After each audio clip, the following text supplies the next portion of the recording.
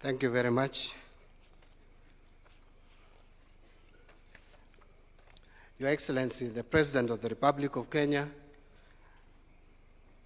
Dr. William Samoei Ruto, Your Excellency, the First Lady, Mama Rachel Ruto, Principal Secretaries present here this evening, Kenya Revenue Authority, Board of Directors led by the Chairman, and of course the Commissioner General of KRA, other Chief Executive Officers, taxpayers, ladies and gentlemen, good evening.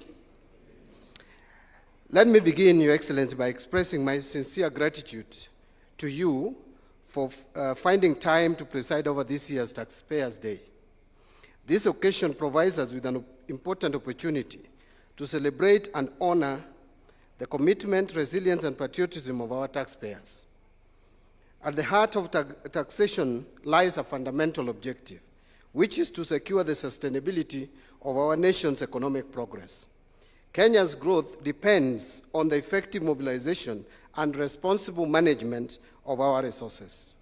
It is for this reason that we deeply appreciate our taxpayers for their invaluable contribution towards sustaining our development agenda and safeguarding the sovereignty of our nation. Your Excellency, taxation is the foundation upon which every prosperous nation is built. It enables the government to provide essential public goods such as healthcare, education, infrastructure, security, and social protection. The partnership between the government and taxpayers is therefore central to achieving inclusive economic growth and strengthening the resilience of our economy. I am pleased, Your Excellency, to report that our economy continues to demonstrate strong resilience despite global and regional challenges.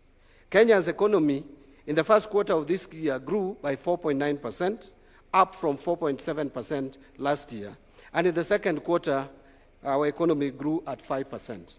And we project that the full year growth will be well above 5%, around 5.1 to 5.2%, placing us among the stronger performers in the region.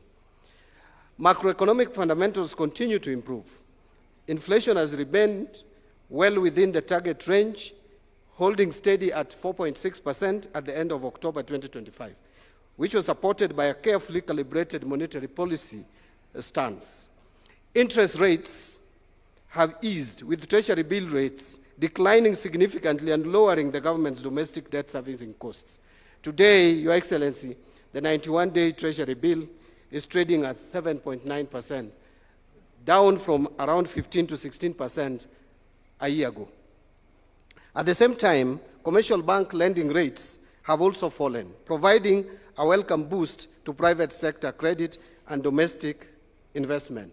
It would interest the audience to note that early this year, actually, credit to the private sector was contracting, growing at negative 3.3. It has picked up, Your Excellency. The latest data is that it is now at well over 5%. That is credit extension to the private sector. So our external sector position has also strengthened, supported by a stable exchange rate, stronger exports and services receipts, resilient diaspora remittances, and an increase in official foreign exchange reserves, which is now at about 5 months of import cover. Investor confidence has also improved as well, reflecting in the strong performance of the Nairobi Securities Exchange, where both NSE 20 share index and market capitalization have registered notable growth. Your Excellency, these positive outcomes reflect disciplined fiscal reforms and a deliberate effort to foster a vibrant private sector. The government's fiscal consolidation agenda continues to bear fruit, with the fiscal deficit projected to narrow further this financial year. In this pursuit, revenue collection remains a central priority. We are leveraging technology to modernize the taxation framework, seal revenue leakages, and enhance overall system efficiency. Innovation is essential for improving the fairness and effectiveness of our tax system and ensuring that we keep pace with the rapidly evolving economic environment. Technology will also help us broaden the tax base so that every Kenyan contributes their fair share of taxes. So when everyone pays something, no one feels punished. But when only a few pay taxes, even the compliant ones will start looking for exit. At the same time, the National Treasury has also embarked on comprehensive reforms under the National Tax Policy and Medium-Term Revenue Strategy. Our objective is to achieve a 20% revenue collection as a percentage of our GDP, which should be achieved in the medium term. Create a tax system that is simple, predictable, and fair. We are streamlining tax laws, harmonizing provisions, and removing unnecessary complexities that make compliance difficult for businesses and ordinary Kenyans. A simpler tax system enhances compliance, reduces disputes, and supports investment. We are also rationalizing tax expenditure to ensure that they deliver tangible value to the economy. Untargeted and unproductive incentives deny the country much-needed revenue while offering limited economic benefits. Our reforms, therefore, focus on transparency, targeting, and alignment with national development priorities to safeguard the tax base.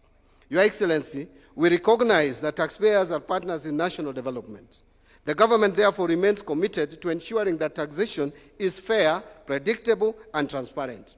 We will continue supporting reforms that improve the ease of doing businesses, simplify tax processes, resolve disputes efficiently, and provide clarity in the tax regime. A thriving private sector is central to job creation, economic transformation, and sustainable revenue growth. As a country, we are fortunate to have a constitutional framework that protects accountability, transparency, and responsive use of public resources. Our institutions have continued to strengthen the discipline of public finance, ensuring that government remains answerable to the people.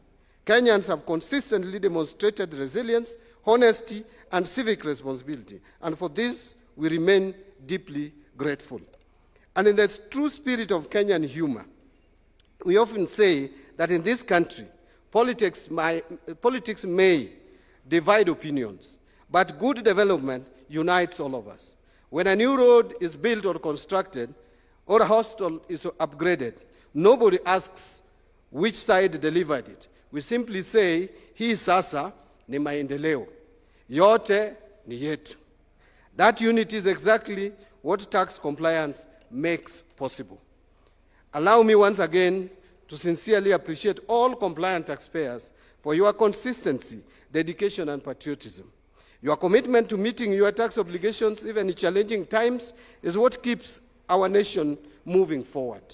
You are the silent architects of our roads, our schools, our hostels, and our social programs. I also thank the Kenya Revenue Authority and all our partners for their tireless efforts in supporting compliance and strengthening our revenue system. Through shared responsibility, innovation, and integrity, we can continue to broaden our tax base, lighten the burden on every Kenyan, grow our economy, and secure a prosperous future for all Kenyans. Your Excellency, in conclusion, I want to just report that as you guided, I signed off an extra budget to the Kenya Revenue Authority of 19.7 billion shillings so that Kenya Revenue Authority could have the capacity and to make it more efficient to collect revenue. Therefore, Your Excellency, I think now Kenya Revenue Authority will not have any excuse for not meeting its targets.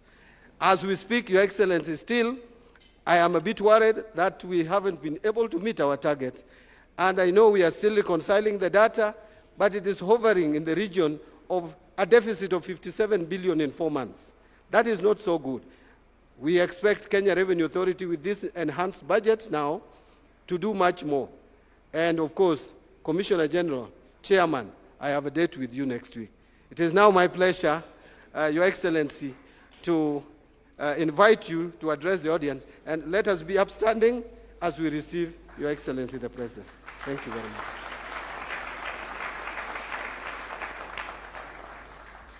Thank you very much.